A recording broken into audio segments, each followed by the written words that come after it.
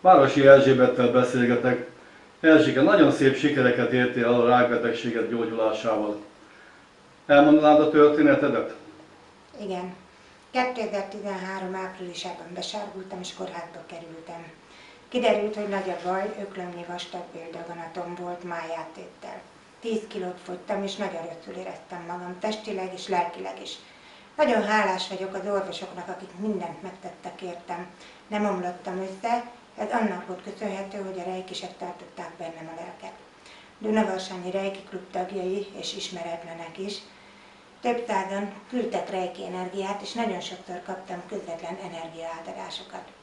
Te Lajos beavattál a 2-es fokozatban, és ezáltal még intenzívebben tudtam önmagamat kezelni. Kaptam egy varázsigét és egy segédeszközt, úgy használtam, mint egy rózsafüzért.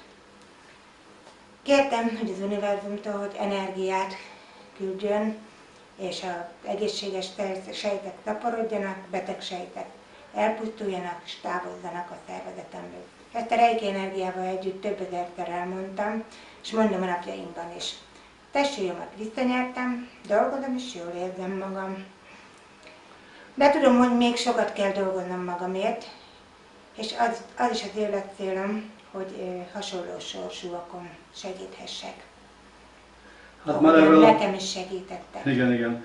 Hát már ebből a videóval is sokat segítettél másokon, mert hitet adsz, hogy ne adják fel, van gyógyulásra lehetőség és dolgozzanak magukért.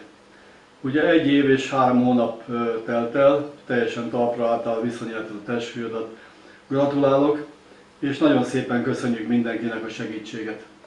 Ámen.